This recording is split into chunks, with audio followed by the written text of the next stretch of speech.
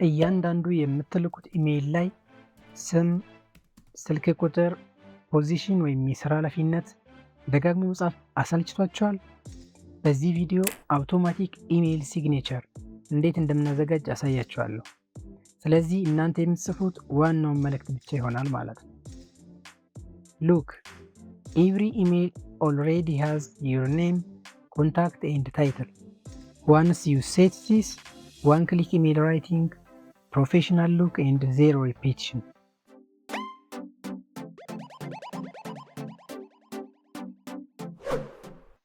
ፓርት 1 ጂሜይል ሲግኔቸር።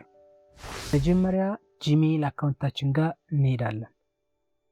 ቀጥለን ሴቲንግስ የሚለውን ክሊክ እናደርጋለን። ከዚያም ሲ ኦል ሴቲንግስ የሚለውን እንጫናለን። ወደ ታች ስክሮል ዳውን እናደርገውና ሲግኔቸር የሚለው ጋር እንሄዳለን። ከዚያ ፊት ለፊት ክሬት ኒው የሚለውን ክሊክ እናደርጋለን። እዚህ ጋር እንደምታዩት ኔም ኒው ሲግኔቸር የሚል አለ። ወይም ሲግኔቸር ኔም ማለት ነው። እዚህ ጋር የምናስቀምጠው ፊርማችን ወይም ኢሜይል ሲግኔቸር ስም እናስቀምጣለን ማለት ነው። ለምሳሌ እዚህ እንደምታዩት ኦፊስ ሲግኔቸር ዘይም ብለን ክሬት እንለዋለን ማለት ነው። ከዛ እንዳያችሁት ያው ያመጣልናል። እዚህ ጋር ኔም ያደረግ ነው። እዚህ የሚታየው ባዶ ቦታ ላይ የምንጽፋቸው ዝርዝር ነገሮች አሉ። እነሱ ምን ምን ናቸው?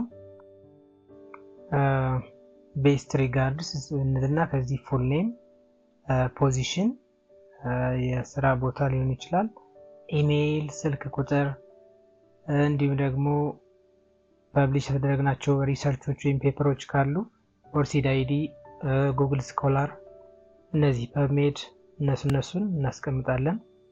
ተጨማሪ ደግሞ ሊንክ ወይም ደግሞ የተቋሙን ሎጎ ልናደርግ እንችላለን ማለት ነው።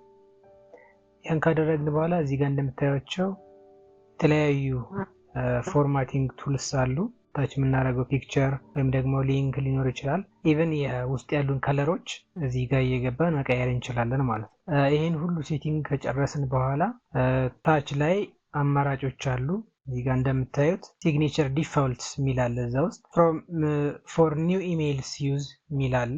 ማለት ለአዲስ ኢሜይል ስንልክ ፊርማው የትኛው ፊርማ ላደርግላችሁ ነው የሚለው ቅድም ያስቀመጥነው ኦፊስ ሲግኔቸር የሚለውን እንመርጣለን።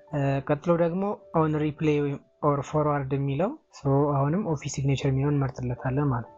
ቀጥሎ ደግሞ ከስር እንደምታዩት ሌላ አማራጭ አለች። ምንድናት? ኢንሰርት ሲግኔቸር ቢፎር ዘ ኮትድ ቴክስት ኢን ሪፕላይስ ነው የምትለው ኤንድ ሪሙቭ ዶት ላይን ዛት ፕሬሲድስ ኢት። እችንም ቲክ እናደርጋታለን፣ ምክንያቱም ሪፕሌስ እናደርግ ሲግኔቸር እንዲያመጣለን ማለት ነው። መጨረሻ ላይ ሄደን ሴቭ ቼንጅስ እንለዋለን። ፓርት 2 አውቶማቲክ ወርኪንግ። አሁን ኒው ኢሜይል ሜሴጅ ለመላክ ኮምፖዝ ስንለው እንደምታዩት ኢሜይል ሲግኔቸር አውቶማቲካሊ ያመጣልናል። እኛ የምንጽፈው ዋናውን ሜሴጅ ብቻ ይሆናል ማለት ነው። ፓርት 3 ፕሮ ቲፕስ።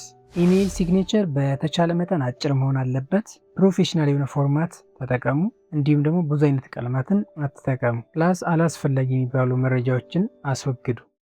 እንደምታዩት ኢሜይል ራይቲንግ በጣም ቀላል ሆኗል። ኢፍ ዚስ ሄልፕድ ዩ ካይንድሊ ሰብስክራይብ ቱ አካዳሚክ ቴክ ስኪልስ ሼር ዊዝ ፍሬንድስ። አብራችሁኝ ስለቆያችሁ አመሰግናለሁ። በሌላ ቪዲዮ እስክንገናኝ ሰላም።